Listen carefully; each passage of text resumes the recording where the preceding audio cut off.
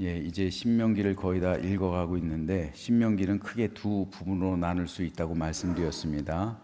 전반부인 1장에서 30장까지는 모세의 고별 설교들, 특별히 여기는 세 편의 고별 설교가 기록되어 있는데 서론, 본론, 결론이라고 했습니다. 그리고 후반부인 31장에서 34장은 모세의 유언과 죽음에 대해서 기록하고 있고요.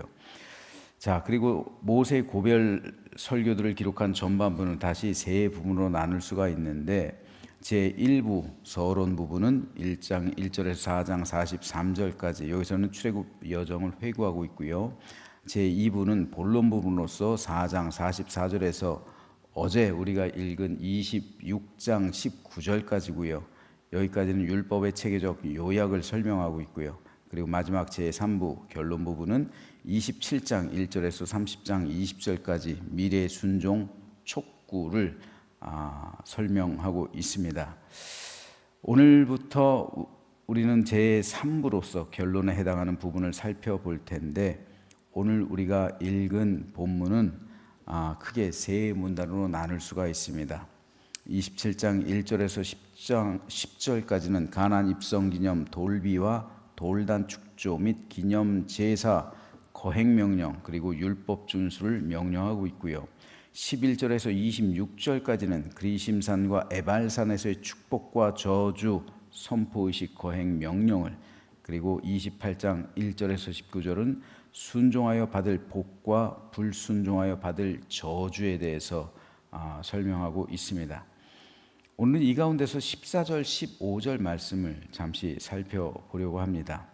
레위 사람은 큰 소리로 이스라엘 모든 사람에게 말하여 이르기를 장색의 손으로 조각하였거나 부어 만든 우상은 여호와께 가증하니 그것을 만들어 은밀히 세우는 자는 저주를 받을 것이라 할 것이요 모든 백성은 응답하여 말하되 아멘 할지니라. 자, 이스라엘 백성이 가나안 땅에 들어가서 가장 먼저 해야만 하는 일이 있었습니다. 그것은 바로 하나님과의 계약을 갱신하는 일이에요. 하나님께서는 이 가나안 땅에 들어가서 하나님과의 계약을 갱신하는 그 장소로서 세겜 땅을 선택하셨습니다. 세겜은 양옆으로 그리심산과 에발산에 감싸인 도시입니다.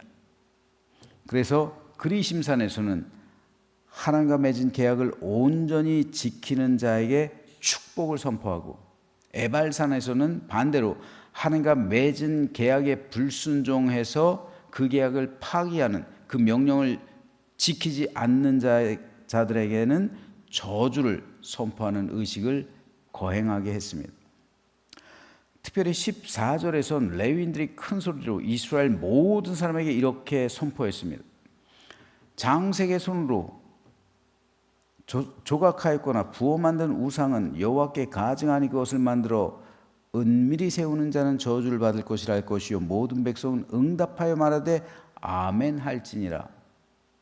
15절뿐 아니라 그 뒤로 이어지는 25절까지에서 하나님과 맺은 계약을 파기하는 행동들의 구체적인 신뢰를 이렇게 기록하고 있습니다. 어떤 행위들이 하나님과 맺은 계약을 파기하는 행위냐면 15절에서 우상을 만드는 자, 16절에서 부모를 경홀히 여기는 자, 17절에서 이웃의 경계표를 옮기는 자, 18절에서 맹인에게 길을 잃게 하는 자, 19절에서 객이나 고아나 과부의 송사를 억울하게 하는 자, 20절에서 아버지의 아내와 동침하는 자, 21절에서 짐승과 교합하는 자, 22절에서 아버지의 딸이나 어머니의 딸과 동침하는 자, 23절에서 장모와 동침하는 자, 24절에서 이웃을 암살하는 자, 25절에서 무죄한 자를 죽이려고 뇌물을 받는 자.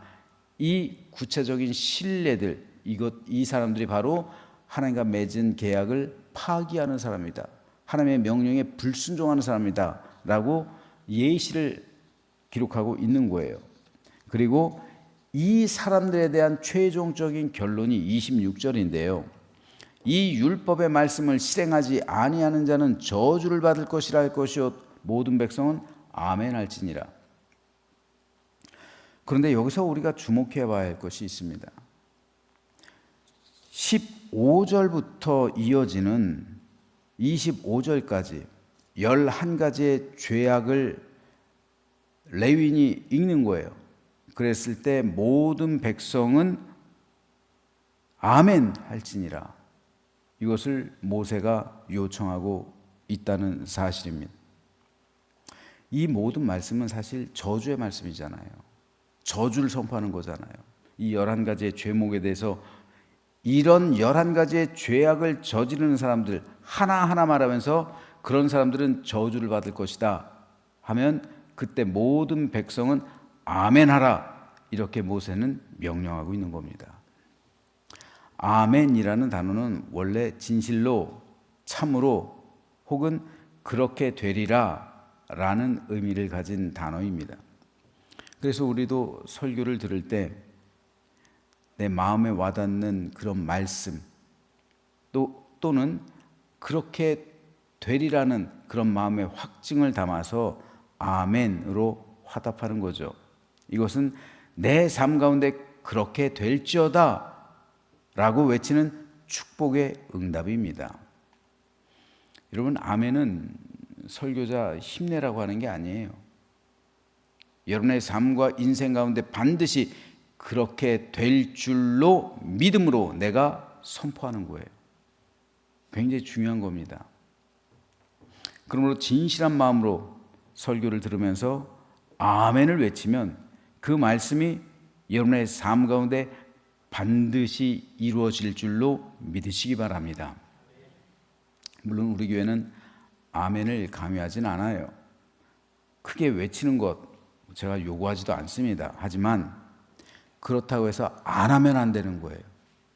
여러분, 아멘을 안 하면 안 되는 거예요. 마음속으로라도, 그리고 작은 소리라도 반드시 하나님의 말씀을 들을 때 마음속으로 진실로 아멘이라고 화답해야 돼요.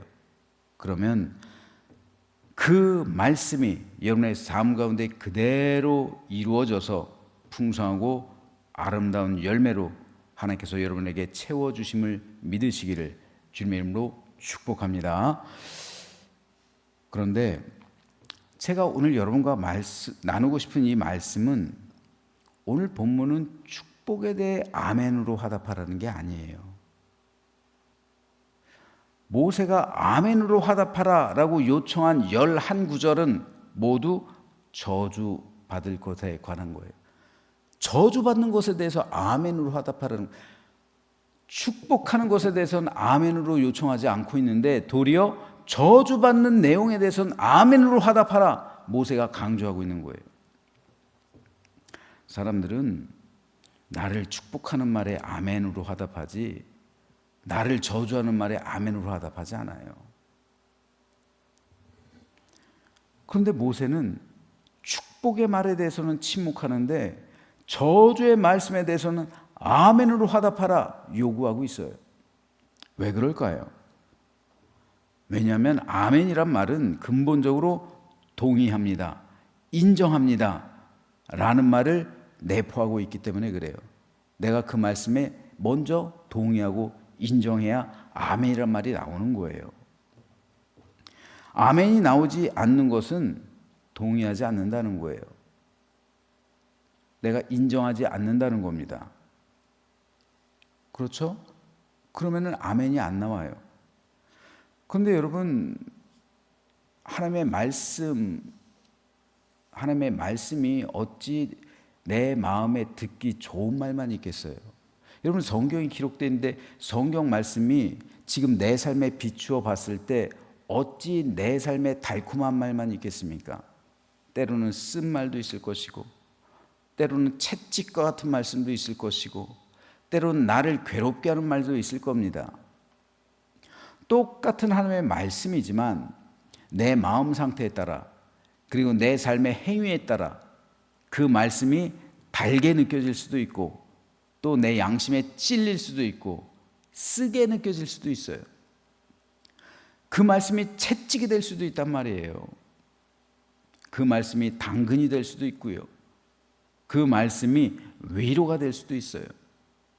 그 말씀이 양심을 일깨우는, 때로는 내 마음을 찔리게 하는 그런 말씀이 될 수도 있단 말입니다. 똑같은 설교를 들었어요. 그런데 베드로의 설교를 들은 사람들은 그 말씀에 아멘으로 화답했기 때문에 자신들의 찔린 마음, 그 찔림을 해결했어요. 그 찔림 앞에서 죄를 통해 자복하고 세례를 받고 영생을 얻었어요. 그 찔림이, 설교를 들을 때의 찔림이 회개를 이루게 했단 말입니다. 그래서 영생을 얻었어요. 하지만 똑같은 내용의 세반의 설교를 들은 사람들은 그 말씀에 동의하지 않았어요. 인정하지 않았어요. 아멘으로 화답하지 않았다는 말이에요. 그래서 자기 양심이 찔렸을 때 귀를 막았어요. 그리고 달려들어서 세반을 돌로 쳐 죽였어요. 이게 바로 아멘이에요. 아멘은 동의하고 인정하는 것을 전제로 합니다. 그런데 아멘이 어떤 것만 아멘해요? 우리는 보통 축복하는 말, 내 귀에 듣기 좋은 말, 그래서 나에게 위로가 되는 말, 나에게 축복이 되는 말, 나에게 힘을 주는 말, 거기만 우리는 아멘을 하고 있어요. 하지만 오늘 모세는 저주하게 하는 말에 아멘으로 화답하라 요청하고 있습니다. 왜요? 그것이 나를 살리는 거예요. 내가 잘못된 길로 가고 있어요. 내가 잘못 행동하고 있어요. 이대로 가다가는 멸망입니다. 지옥이에요. 그랬을 때 채찍의 말씀을 들을 때 아멘으로 화답해야지 그 길에서 돌이키는 거예요. 베드로의 설교를 들은 사람들이 그날 3,000명이나 회개했잖아요. 찔리는 거예요. 내 양심이 찔리는 거예요. 내 영혼이 찔리는 겁니다. 내가 잘못 살아왔다는 것을 알게 된 거예요. 그러면 그게 축복이잖아요. 그 말씀을 통해서 내가 회개할 수 있다는 거 얼마나 큰 축복입니까? 그래서 내 삶을 고치는 거예요. 내 신앙을 새롭게 하는 거예요. 내 삶이 변화되는 거예요. 찔림이 있어야 변화가 되죠. 안 그래요, 여러분? 찔림이 있어야 변화가 되는 거예요. 찔린다는 건 좋은 거예요, 여러분. 찔리는 건 나쁜 게 아닙니다. 찔리는 건 내 양심이 살아있다는 거예요. 찔리는 건 좋은 거예요. 내가 뭔가를 잘못했다는 것을 깨닫는 겁니다.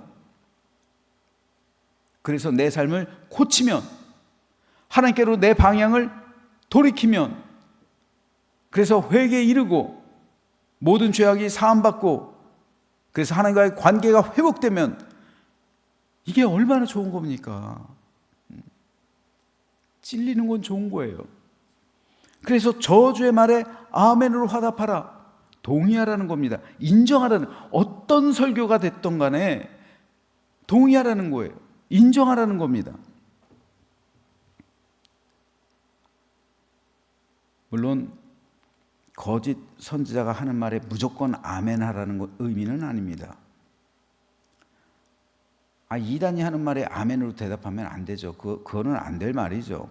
하지만 적어도 신실하고 진실한 주의 종이 전하는 말씀에 대해서는 어떤 말씀이건 간에 아멘으로 화답할 준비가 되어 있어야 합니다. 그래야 여러분의 영혼이 사는 거예요. 심지어 모세는 저주의 말씀에 아멘으로 화답하라 말씀 요청하고 있는 거예요. 왜요? 축복의 말은 누구나 다 아멘을 해요. 그렇죠? 그러니까 모세가 특별히 이건 기록하지도 않아요. 축복의 말은 모든 사람이 다 아멘해요. 자기 영혼 잘 된다는데 아멘으로 화답하지 않을 사람이 누가 있어요? 그런데 너의 영혼 저주받을 거야. 이러이러한 행동, 11가지 이러이러한 행동하면 너희는 저주를 받을 거야. 아멘으로 화답해라. 이걸 그래서 모세가 요청하고 있는 거예요. 그러므로 이것은 오늘 우리에게도 요청됩니다. 우리는 하나님의 계명을 지키지 않을 때 내 양심은 찔리게 돼 있어요. 그리고 그 양심을 찔리게 하는 설교를 들으면 거부감이 느껴지게 돼 있어요. 그리고 도리어 목사에 대해서 대적하게 돼 있어요. 그러므로 여러분, 저는 여러분에게 오늘 모세가 한 이 말씀을 온전히 듣게 되기를 소망합니다. 그래서 모든 말씀에 대해서 아멘으로 화답할 수 있어야 돼요. 위로가 되는 말씀, 그리고 축복이 되는 말씀, 그 말씀에 아멘으로 화답함으로 여러분을 향한 하나님의 그 선하신 은혜를 깨닫고 풍성히 내려주시는 복을 누리게 되기를 소망합니다. 그러나 때로는 내가 인생을 잘못 살아갈 때도 있어요. 내가 말과 행동에 실수할 때도 있어요. 내가 나도 모르는 사이에 잘못 행동할 수도 있고 잘못 살아올 수도 있어요. 그러나 그럴 때 하나님께서 말씀하시는 경고의 말씀을 듣고 내 마음에 찔린다면 그 말씀을 아멘으로 받아들일 때 내 삶이 변하는 거예요. 내 생활이 고쳐지는 거예요. 내 삶이 회복되는 거예요. 돌이키는 겁니다. 그러면 이것이 또 얼마나 큰 축복이에요. 그러므로 우리는 철저하게 하나님의 말씀에 순종할 것을 오늘 하나님께서는 모세를 통해 우리에게 요청하시는, 그러므로 저는 저와 여러분 모두가 하나님의 말씀에 순종하며 그 말씀대로 살아가기로 다짐하는 오늘 아침 되시기를 소망합니다. 그래서 순전하고 거룩한 믿음으로 하나님의 놀라운 은혜와 복을 받아 누리는, 그래서 그 말씀에 순종하며 그 말씀대로 살아갈 때 우리 하나님께서 다함없는 은혜를 주시겠다고 축복의 말씀을 주신 것처럼 우리 모든 성도가 다 다함없는 그런 축복을 누리며 살아가는 오늘 하루 되시기를 주님의 이름으로 축원합니다.